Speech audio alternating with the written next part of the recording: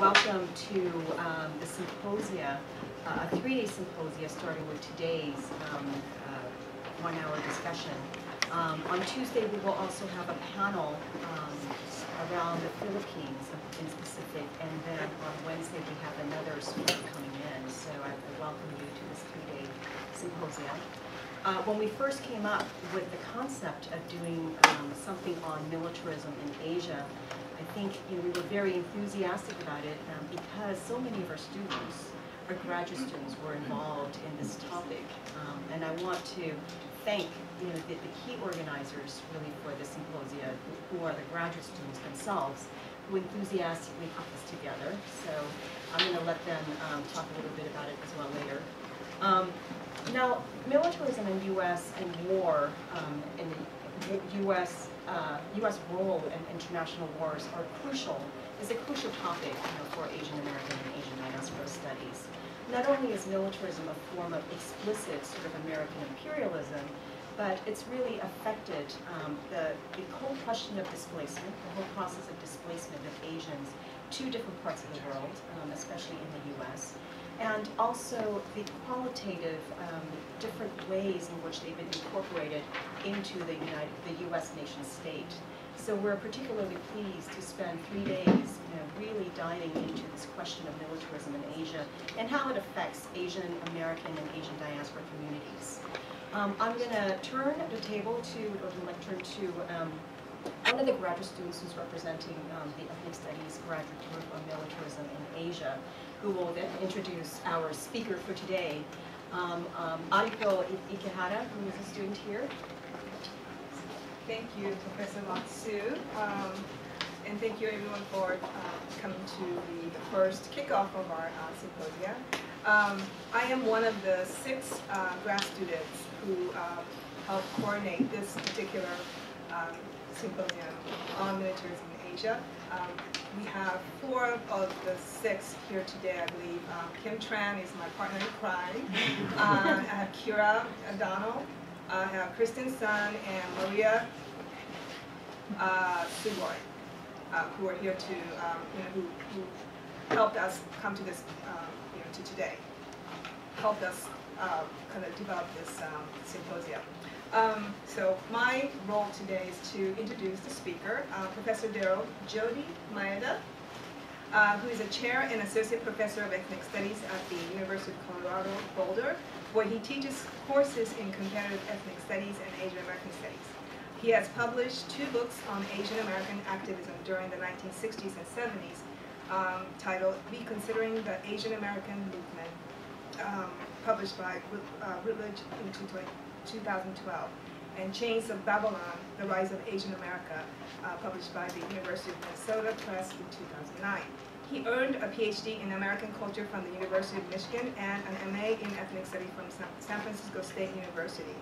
He is currently working on a cultural biography of the martial artist and actor Bruce Lee, focusing on how Lee embodied the hybridity engendered by transnational flows of people, cultures, and ideologies and practices.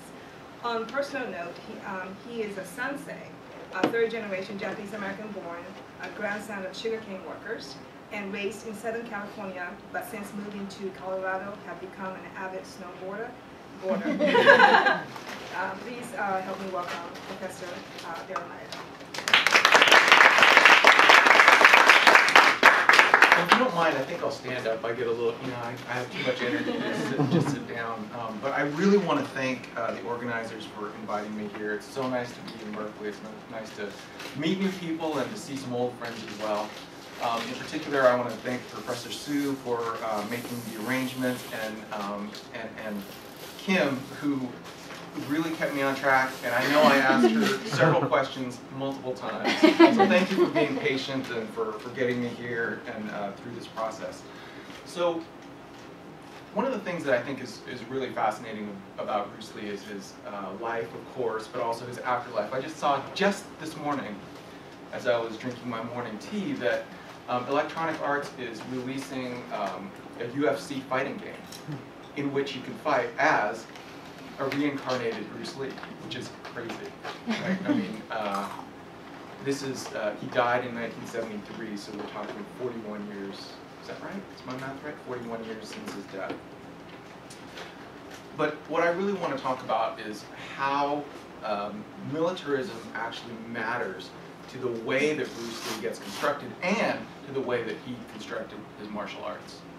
So as scholars like Setsu Shigematsu and Keith Camacho demonstrate, militarism is one of the primary factors in impelling transnational flows of people, of cultures, and power. So a critical perspective on militarism is necessary if we're going to understand how globalization works. So today I'm going to examine specifically the impact of Cold War U.S. militarism on the martial arts in the post-World War II period, specifically by tracing the evolution of Bruce Lee as a transnational figure. So Bruce Lee is often imagined, right, to be this Chinese martial artist who breaks out of Hong Kong to become a global superstar. But this, I'm arguing today that this constrained understanding relies on very old and untenable notions of Orient and the West that obscures the many, many different ways that people, ideas, cultures, ways of moving, right, aesthetics have crisscrossed the Pacific for centuries in multiple directions, east, south, north, west, and have been doing so for decades, at least in part due to militarism. Instead of understanding Hong Kong as this locality, I argue that, that from which Lee escaped, I argue that he was always already imbricated in process of colonialism, migration, hybridization, and globalization. So I'll start by just talking a little bit about Japanese colonialism in the Pacific and how it helped to foster a trans-Pacific Chinese film industry. Then I'll focus much more in detail on how U.S. militarism during the Cold War helped to structure the emergence of Bruce Lee as a global figure. So, as many people know, Bruce Lee was born right across the bay in San Francisco. His father was an opera performer, Cantonese opera performer. His wife, who was pregnant at the time, Grace Lee, accompanied him on a tour of the U.S. He continued on to New York, but Grace stayed in San Francisco where she gave birth to Bruce. Furthermore, it's been widely noted that he began his cinematic career in Hong Kong, where he starred in over 20 movies before he returned to the United States at the age of 18. But his first appearance on celluloid actually occurred in San Francisco at the age of 3 months, when he played an infant in a movie called Golden Gate Girl, a transnational production dubbed in both Cantonese and English for distribution in the United States and Hong Kong. He was mostly a prop. He played a baby girl who was being carried around by his real-life father in the movie. But even so, this episode initiated Bruce into trans-Pacific cinematic flows that started at the beginning of the 20th century and accelerate on into the 1970s. So American and European entrepreneurs introduced film to China around 1896 or 1897, but the Chinese quickly began producing their own content.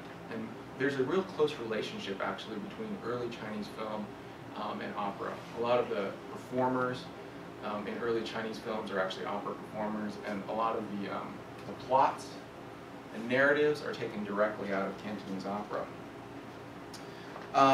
Most importantly for this paper, the early period of Chinese film was a thoroughly transnational one. It's filled with fascinating figures who studied in Japan, Europe, the United States, and the early Chinese film industry was a thoroughly transnational one that raised capital and served multilingual audiences throughout the Pacific, including right on the western edge or the eastern edge of the Pacific in the United States.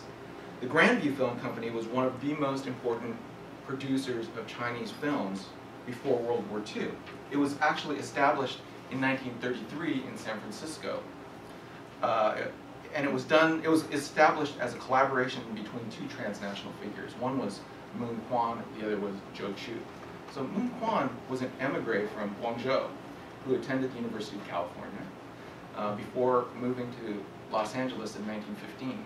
So we're talking about really, really early period of film in any nation, but this is sort of germinal to Chinese film.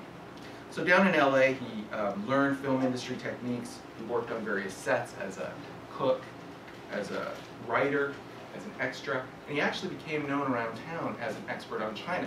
So much so that when the famous director D.W. Griffiths shot Broken Blossoms, right, the yellow-faced drama with Lillian Gish, that Kwon was his consultant on the set. He returned to China in 1921 with all of this Hollywood filmmaking experience. 2 years later, he joined China's Sun Studios, where he taught script writing and acting. He contributed to the script of Rouge, which is 1925, the first full-length feature ever produced in Hong Kong. He subsequently directed a film in Guangzhou, and then the next year, he came to California, where he helped an American producer script, and then they went back to China, they shot, and then he returned and helped to promote a travelogue called Pieces of China. So you can see he's, probably the right term for him is that he shuttles right back and forth across the Pacific. In the early 1930s, Kwon made 2 films for the financially struggling Hong Kong studio Lian Hua, which charged him with distributing the films and raising capital in the US. And they wanted specifically to do so because they needed to buy equipment for this new technology called sound. So he packed 4 films into his bags. He set off for San Francisco, where he knew there were abundant Chinese audiences and also investors. In San Francisco, he met an aspiring filmmaker, Zhou Shu, who had been born into a wealthy family in Guangdong in 1904, educated in California, and together they founded Grandview with 11 Chinese American investors. Remember, again, this is like the beginning of the Chinese film industry with deep roots, right, in the United States. Together, Kwon and Chu produced Romance of the Songsters, which was a landmark production because it was the first Cantonese talkie. Some of the sources are not clear. Some people say it's the first, others say it's the second, but it's early anyway. A love story of 2 opera singers set in San Francisco. The film reflected the trans-Pacific nature of Cantonese cinema. The cast was drawn from the plentiful performers, Cantonese opera performers, who were either based permanently in San Francisco or were part of touring companies who were constantly coming through, right, just as Li Huochuan, Bruce's father, had done. And it also tied together both ends of this trans-Pacific Chinese migration stream. For as the scholar La Carr notes, it was the first film to depict the lives of overseas American Chinese to audiences on both sides of the Pacific. Now, when I say that there are fascinating figures during this period, one of the most amazing is a woman by the name of Ellen Ng. She was born in San Francisco in 1914 to immigrant parents from Guangdong. And she grew up thoroughly enmeshed in Chinese American society and culture. She actually worked at the Mandarin Theater in San Francisco, which was an important venue for both Cantonese opera performances and also the viewing of Cantonese movies. She consistently defied gender and sexual norms. She was a woman in a man's industry, and she presented herself in such masculine ways that friends sometimes addressed her as Brother Ha. She also carried on romantic relationships with women, and she went on to become a filmmaker who addressed the role of women in society, and especially, and this gets back to the theme of militarism, promoted Chinese patriotism in the face of Japanese aggression in Asia, often through telling tragic romance stories. So, her father was a merchant in San Francisco, Chinatown, and with his financial backing, she went to Hollywood. She established a film company there at the age of 21. She and some friends rented a studio, and they produced Heartaches in 1935. Heartaches was a melodramatic, patriotic, pro-Chinese story of star-crossed lovers. One, a female Cantonese opera performer. The other, a Chinese pilot who had come to the United States in order to get aviation training. unbeknownst to him, all along, she's financing his flight training. And then when the Japanese invade China, she spurns him in order to force him to go back to China to fight in the Chinese resistance. After the war, he comes back, but he brings his new wife with him. The opera singer is heartbroken. Literally, she falls deathly ill. Various things happen, machinations happen. They're reunited, and she dies in his arms. Right? But the story is that the moral of the story is that even true love must be subsumed for this love of nation. So Eng becomes the first Chinese filmmaker to produce a movie in Hollywood, and this is incredible to me. She even shot parts of it in color. And I'm not really familiar enough with the technology to know how that's possible, but apparently that's the case. So the film was a hit in Chinatowns across California, which inspired Eng to take it to Hong Kong, where a very warm reception awaited her. She continued on in Hong Kong. She made another movie there in 1937 called National Heroine, which focused on a woman who joins the Chinese army and proves her worth as a soldier. So Eng mines this very rich vein of resistance to Japanese militarism to become one of the preeminent early Chinese filmmakers, all by the age of 33. So she's like an incredible story. But this, trust me, this all does come back, finally, to Bruce Lee. In 1939, the Japanese army is surging southwards towards Hong Kong, and Eng, at the behest of her family, finally comes home to San Francisco, which brings us full circle. For she was the co-director, along with Moon Kwan, of Bruce Lee's debut as an infant in Golden Gate Girl.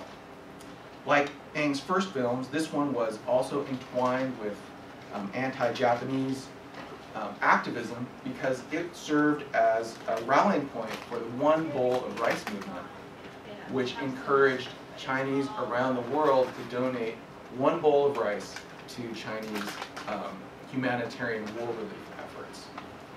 So again, the point of all of this is that opposition to Japanese colonialism gives Eng the platform that allowed a Chinese-American, non-heteronormative woman to gain entry into a trans-Pacific film industry. So, back to the story of Bruce Lee. He was born in the U.S. in November of 1940. War clouds are looming over the Pacific. His family returns in 1941 to Hong Kong, where Bruce was raised. By all accounts, he's very energetic. That's putting it nicely. It sounds like he was maybe more than energetic in many ways, but a very highly energetic child, full of life, fond of pranks, constantly moving, constantly getting into trouble. But one of the outlets that he found is acting. His father was actually, as an opera performer, was heavily involved in films. He made, actually, between 1939 and 1963, 96 films. Dozens of them during Bruce's childhood years, and Bruce often visited him on the sets.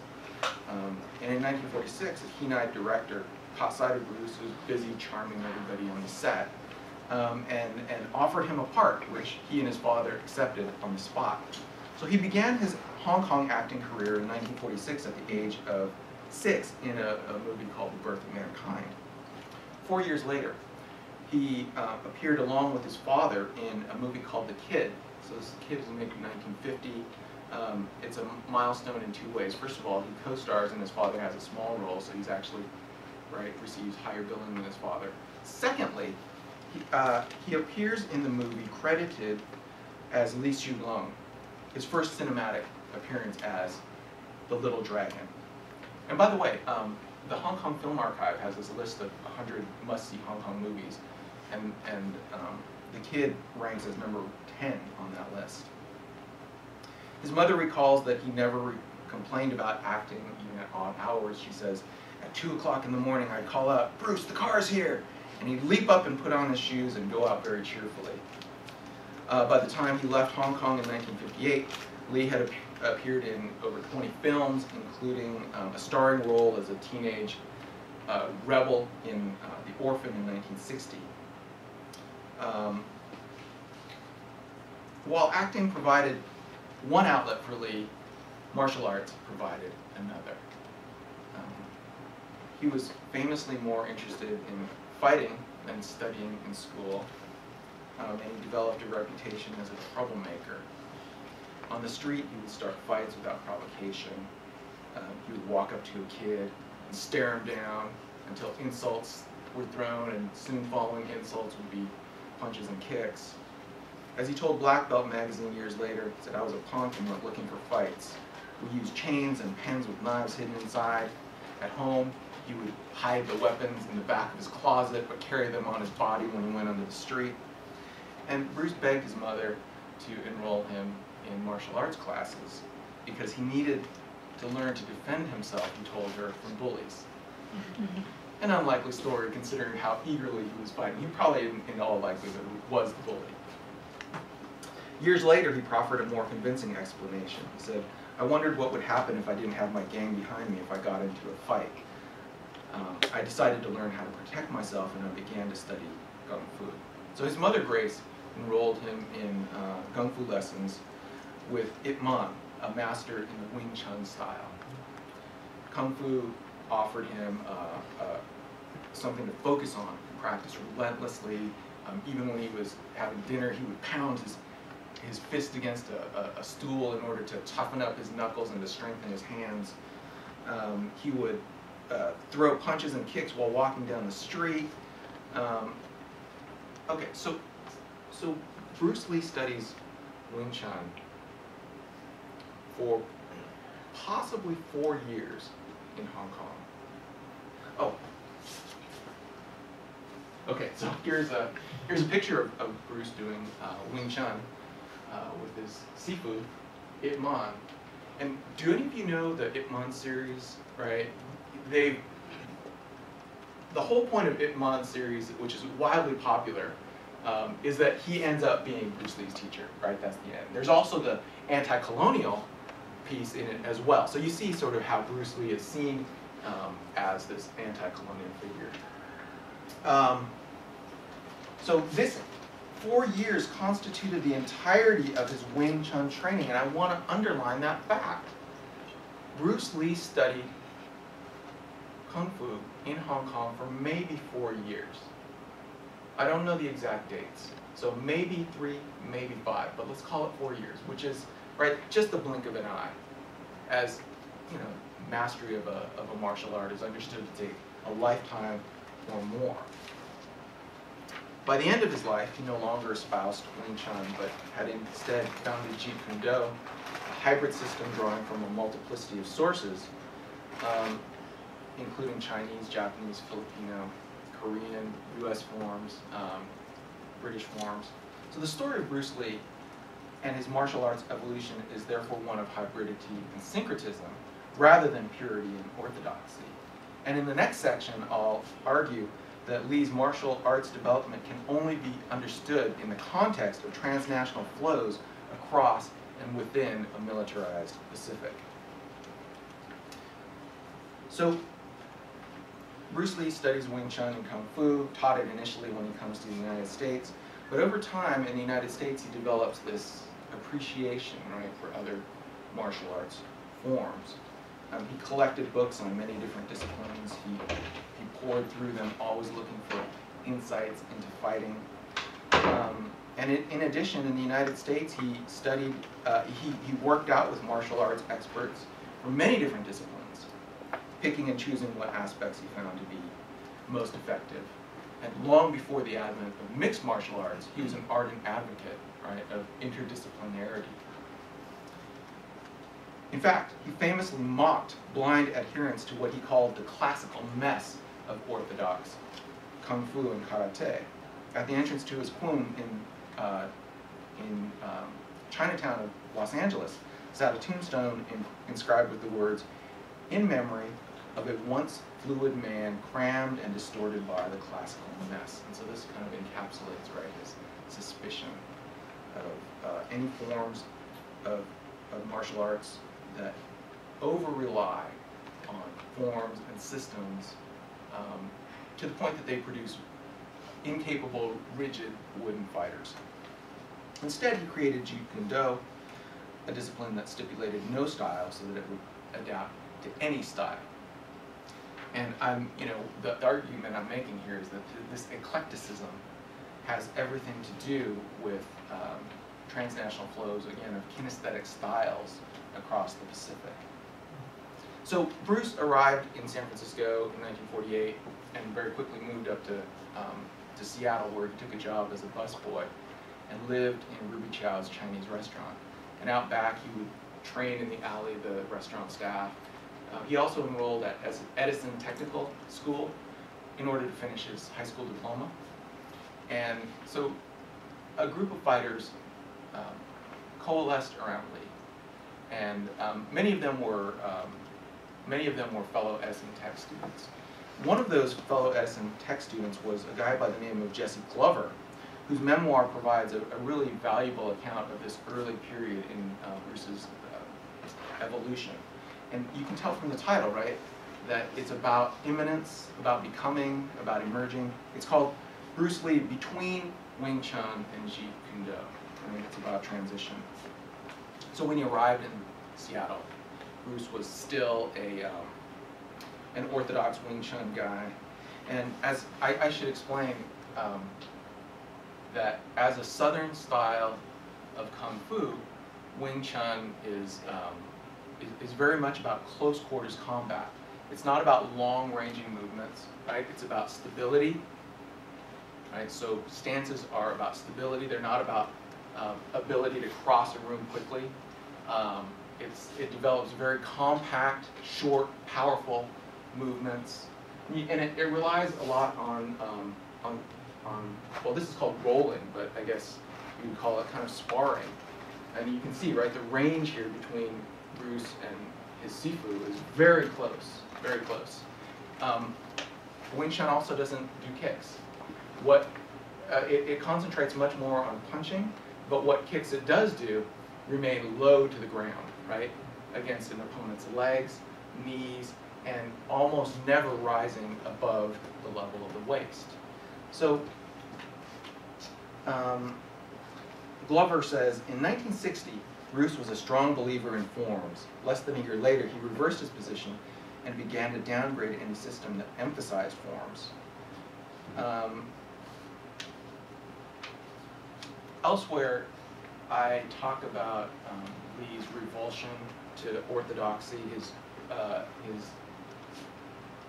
rejection of authority, more in terms of zeitgeist of the 1960s and 70s, which absolutely is part of his mental development of his martial arts. But for today, I really want to concentrate on the kinesthetic style that he developed. So the martial arts scene in the 1950s and 60s was dominated by Japanese martial arts, primarily karate and judo. This is due in no small part, right, to the fact that the United States is actively occupying Japan and Okinawa. There's a whole series of sort of cultural references to Japan that come directly out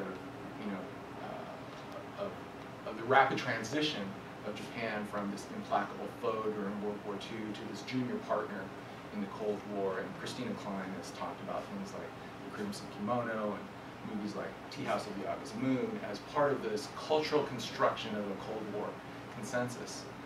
But along with these widely popular forms, I want to argue that martial arts becomes a subcultural form that also does some of that same work. Sylvia Chong argues that U.S. servicemen stationed across the Pacific were integral to the production, right, of this martial arts subculture in the United States. And indeed, a columnist in Black Belt magazine wrote, "No group of Americans has done more to promote the Oriental martial arts in the United States than armed forces personnel." And I think that's actually absolutely on point.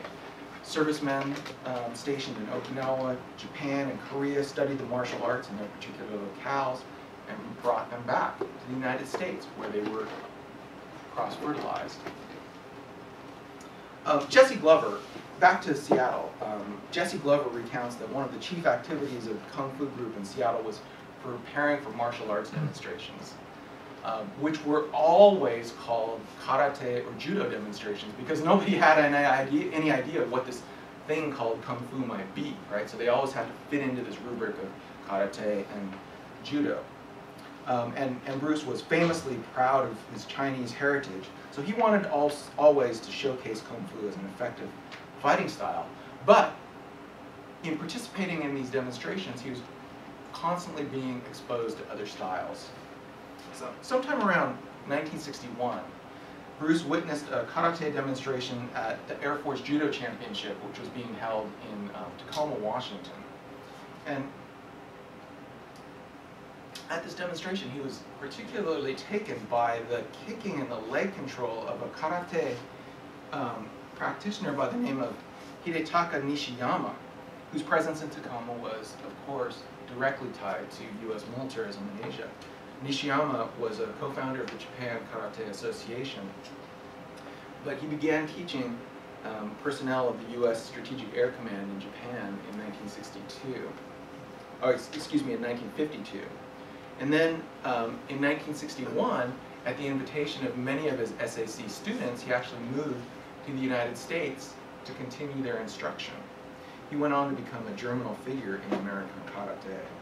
So Bruce sees him at this tournament and can't stop talking about it all the way home. According to Jesse Glover, he ran out the next day and started buying all the books that he could find on karate, particularly books about kicking and leg flexibility, right? So you can see he's starting to grow. Carlos Ray Norris provides another excellent example of the dynamic of militarism as a motive force of martial arts transformation. He was born in 1940 to an 18-year-old mother and an alcoholic father, grew up impoverished, so immediately after graduating high school, he joined the Air Force. 2 months later, after he joined the Air Force, he was stationed at Osan Air Base in Korea. And Norris, who by now had acquired the nickname Chuck, observed, at Osan Air Base, soldiers could do 3 things with their spare time. 1, booze it up. 2, enroll in academic class. Or 3, study martial arts. I had never been a drinker, and academic studies weren't my vote, so delving into the martial arts seemed the best way to pass the time. So Chuck Norris joins the judo club on base at Osan, but pretty quickly he broke his collarbone, and so he wasn't able to train. While he's walking around the village of Osan, though, he saw a curious sight, and it's a sight that changed his life. He says, as I walked through the village, I heard a sudden fierce yelling and saw people's heads popping up over the top of a knoll like puppets on a string. Curious, I walked up to see what was going on. Several Koreans dressed in what appeared to be white pajamas, right? So he's completely unfamiliar, right? He's just a soldier dropped into the middle of this culture that he doesn't understand. We're jumping up in the air and executing spectacular kicks. I'd never seen such an incredible athletic maneuver, and I could not believe that the human body was capable of such amazing feats. So we asked his judo instructor what was going on, and he said, oh, they're practicing Tang Soo Do, which is the Korean martial art. And because he had a broken clavicle, Norris couldn't continue to practice judo, so he went to his judo instructor took him to the Tang Soo Do instructor, who very reluctantly agreed to train this white guy in kicking while his shoulder healed up. So, he details his training in Tang Soo Do. It's very rigorous, arduous. He continued after his shoulder healed up to train in judo, but by the time he left Korea, Chuck Norris had earned a black belt in Tang Soo Do and a brown belt in judo. So after his discharge, after he was discharged, he comes back to the States and he starts teaching karate. It's an interesting thing, right? He starts teaching karate even though he's never trained in karate, right? He's trained in Tang Soo Do and judo. But again, right, that's the only thing that's sort of available to him. And eventually he decides he wants to do this full time. And in order to do so, you have to attract students. And he realized that in order to attract students, he needs to have credentials. So he started entering tournaments. Chuck Norris ends up winning. I mean, now we think of him as like the source of Chuck Norris jokes, or Walker, Texas Ranger. But he was actually a very serious martial artist. He actually won several national championships. In his fighting, Norris recognized early on that his Korean techniques were effective because American fighters who were trained in Japanese styles were surprised by his moves. But then, as he entered more and more tournaments, his opponents began to anticipate. And so as a result of that, he sought out instruction in more forms, including variants of karate, hapkido, jiu-jitsu, and judo. In 1967, Norris earned the crown of Grand Champion of the All-American Karate Championship held in Madison Square Garden.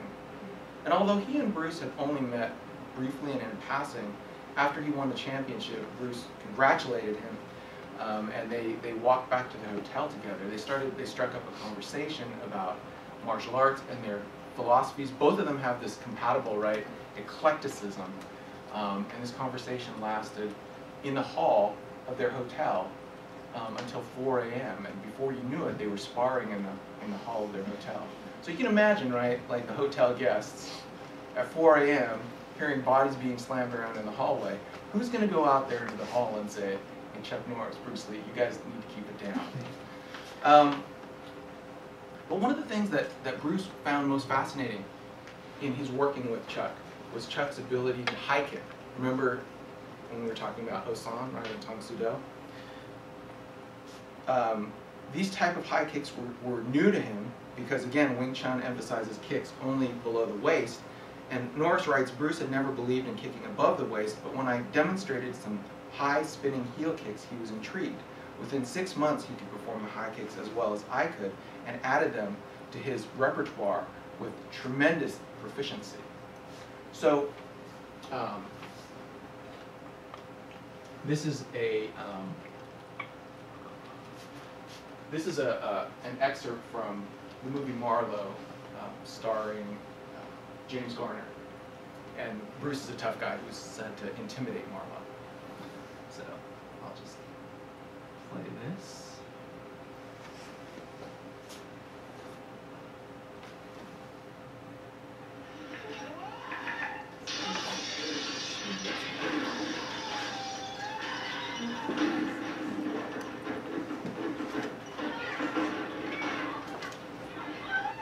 Okay, so I think you get the point, but just in case you didn't.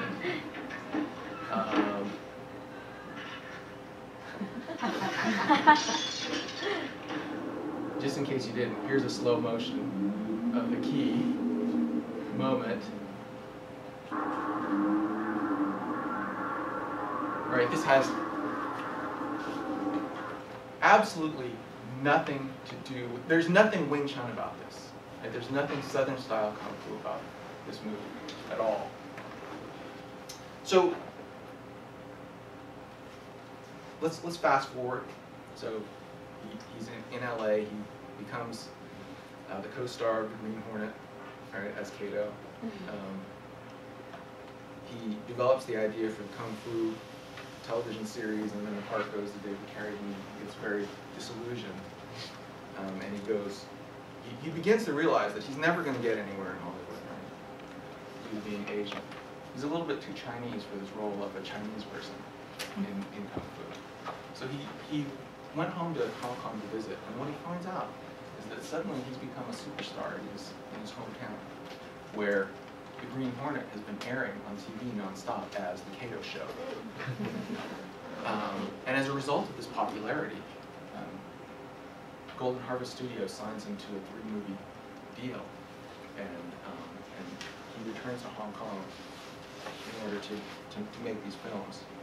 The first film, called The Big Boss, broke box office records throughout Asia, as did the second, which is the one I want to talk about, called Fist of Fury. It's also called Chinese Connection. There's an interesting story about why it gets renamed that, but I won't go into detail here. But do some of you know the plot of Fist of Fury / Chinese Connection? This is the one where he's fighting against the Japanese, right, in colonized Shanghai. So on the one hand, it's very clearly, right, and obviously, overtly about Chinese patriotism. But I want to make a different reading of the film, because I think it's maybe more interesting to think about it, not just in terms of sort of this overt Chinese patriotism, but thinking again about mixture of forms, to think about it in terms of hybridity and syncretism. So during this period of the movie set in early 20th century Shanghai, which has been carved up right into spheres of influence. The Chinese are not allowed the same rights as foreigners. In one of the most famous scenes, Bruce is, and maybe those of you who have seen this movie remember this, Bruce is denied entrance to a park by a sign that says, "No Chinese or dogs allowed," right? And then by the end of the movie, of course, he breaks the sign. And also the Japanese karate studio maims and kills almost all of the kung fu practitioners, including Bruce's master. They give the Chinese this scroll that says the sick man of Asia, right, which is about humiliating the Chinese, right, referring to their inability to maintain control over their own sovereignty. And of course, by the end of the movie, Bruce has avenged all of these things by killing folks and kicking ass, and he actually makes the Japanese eat the scroll, and he breaks the "no dogs in Chinese allowed" sign. But I want to focus on one of the most sort of visually striking ways that Bruce expresses his martial arts acumen, and that is through his use of the nunchucks. So we'll watch this for just a second.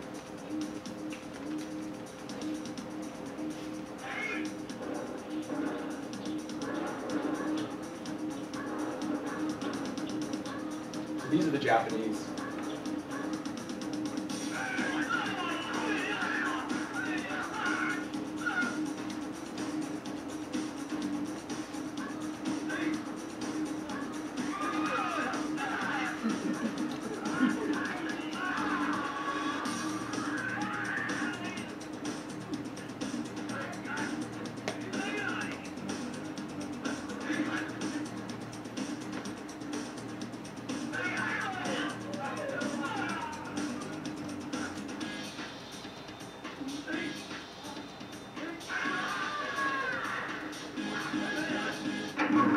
Okay, so you kind of get the idea. He continues on in this vein. But there's one cinematic thing that I want to note, right? You notice that focus on his eyes, right? This is like a spaghetti western in some ways, right? I mean, it's like he's the gunslinger. He's participating, right? And I make this argument elsewhere, but he's participating in a film industry that's thoroughly transnational, but specifically, right, he's drawing on some Western influences. This is not you can't look at this movie and think, oh, this is a Chinese movie that has never been influenced by the cinema around the world.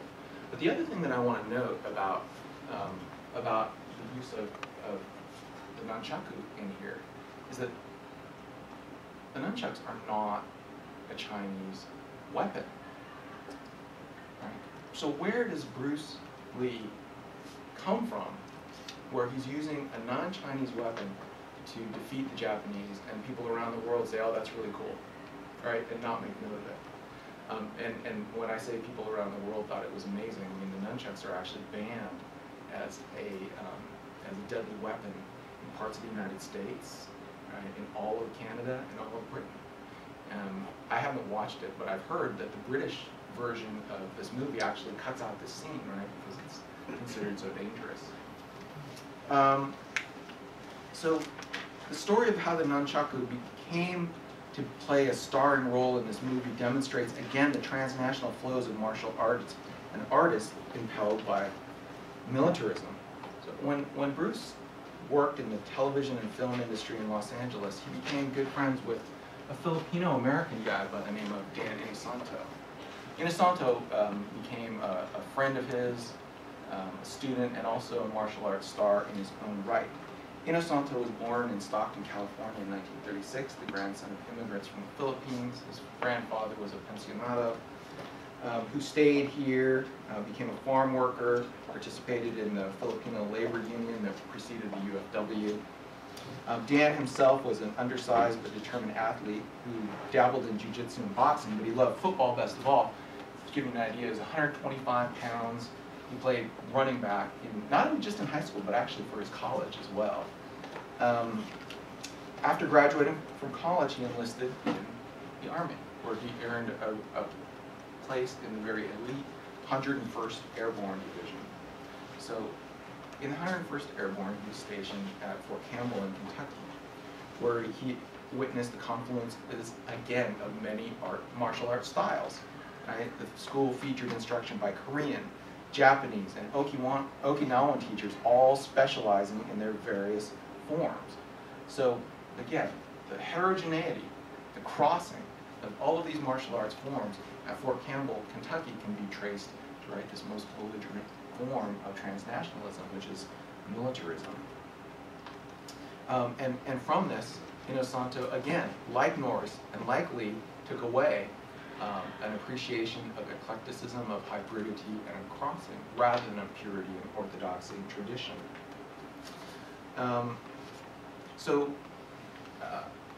Inosanto met Bruce Lee in 1964. Bruce impressed the hell out of him, let's just say this. It was at the 1964 Internationals held in Long Beach, where Bruce didn't compete as a fighter, but he did a demonstration of his arts.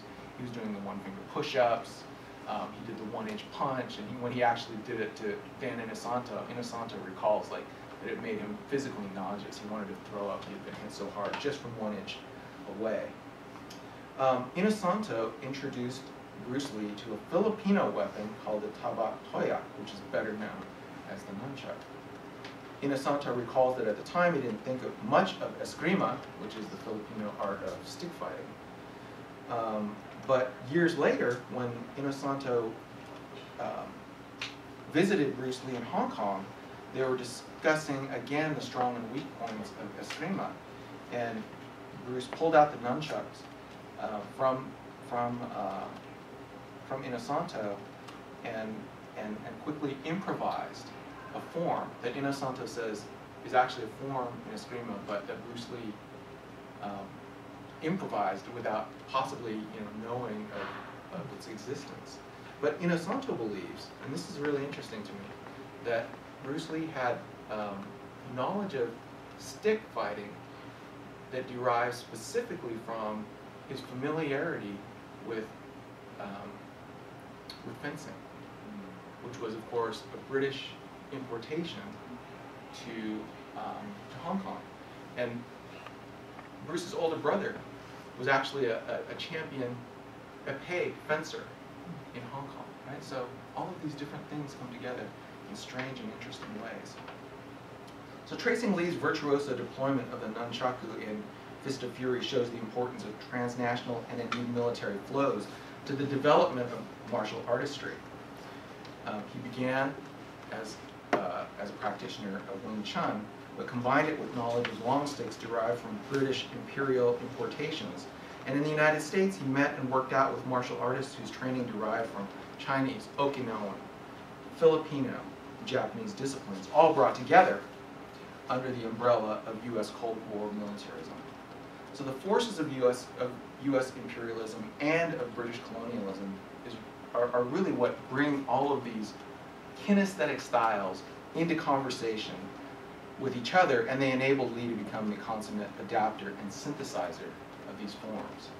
So I don't really have time to talk about this next clip, but if anybody wants to talk about the famous battle between Chuck Norris and Bruce Lee in the Coliseum later, I can do that, because I have something really interesting to show you. So Bruce Lee was far from a practitioner of a static and ancient martial art. Rather, he provides a quintessential example of how militarism, and especially Cold War militarism in Asia, provided channels in which transnational kinesthetic styles flowed across the Pacific in multiple directions. Lee was always already imbricated in processes of hybridization and crossing. Examining his martial artistry reveals the impossibility of finding purity or essence in the Pacific or elsewhere. As intermixture, nomadism, diaspora, and deterritorialization are fundamental to the world as he experienced it in the 1950s, 60s, and 70s, and as we experience it today. In one of his most famous soliloquies, Bruce exhorted, "Be formless, shapeless like water. Now you put water into a cup, it becomes the cup. Put it into a teapot, it becomes the teapot." By this he meant that martial artists should take their forms that their circumstances or their opponents dictate and not be unreasonably wed to rigid ideas or practices. For our purposes, we can think about the most important quality of water, and that is that it flows. Be water, my friends. Thank you.